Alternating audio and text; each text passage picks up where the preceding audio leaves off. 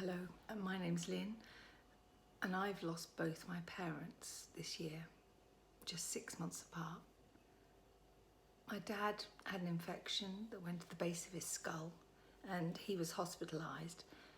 But it was while he was in hospital with his infection and being treated that I noticed that his stomach was really, really swollen, and something was clearly very wrong, and it was fluid. The nurse, she was great, and then we spoke to professionals and we got feedback, and we were told the second time we spoke to somebody that we should be looking at district nurses and palliative care and start having some very difficult conversations, and that in their opinion he had about 4 months to live. Wow, as you can imagine, it was a huge shock, and even though we'd had a couple of days to get our heads around it, it was still a shock. We'd had fights over the previous 3.5 years, you know what it's like, but we always got through things.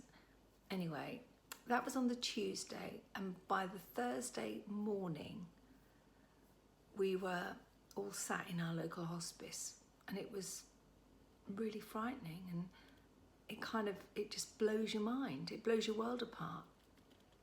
And it was around the same time that my mother started having difficulties. She'd had a long-term fatigue condition, and everyone, including the doctors, said that her symptoms were just down to stress. Well, every week my mother just seemed to deteriorate a bit more and a bit more, and she was starting to use a walker at home, and I was being called to go and help her. It was really hard, and anyway, she agreed to go into a home for some rest, and we thought it would do her some good, but that wasn't the case. She seemed to get worse, and roll on the first week of 2020, well, she was taken into hospital and admitted straight away, and according to the hospital, my mum had got motor neuron disease. Not only did she have that, but it was very advanced. It was the most rapid form, and they thought that she just had days, possibly weeks left. Well, the first thing I thought and said was, not my mum, please, not both of them at the same time. This is my mum.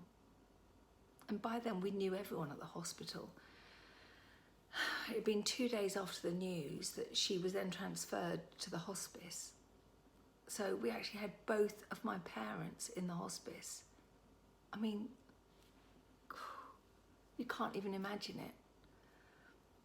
And a while later I went to visit my mum in the hospice, but by then she deteriorated so much.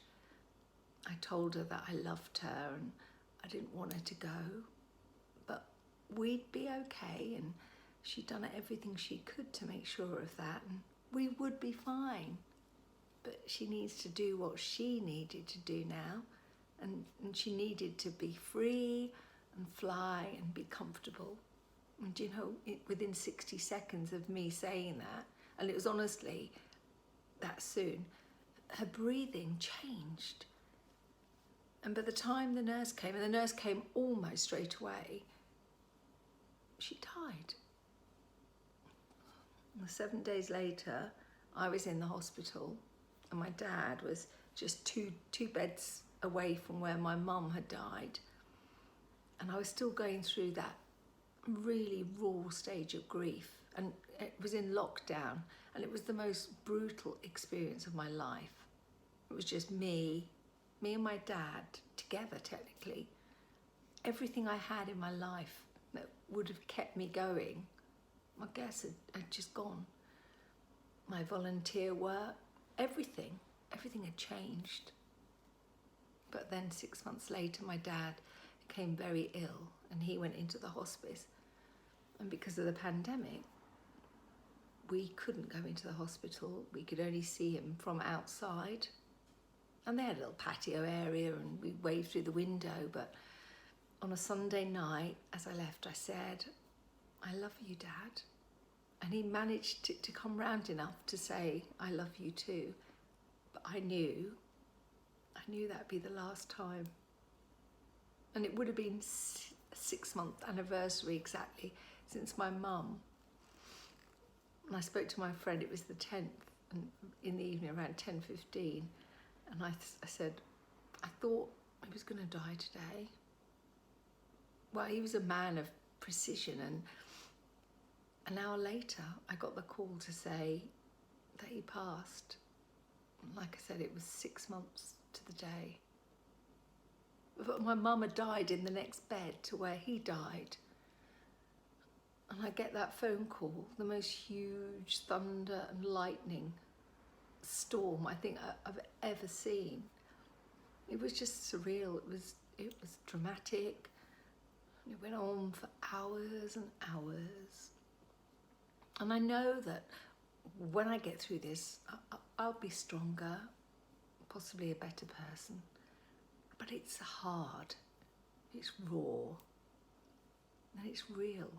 But most of all, it's really sad. And I really miss my parents.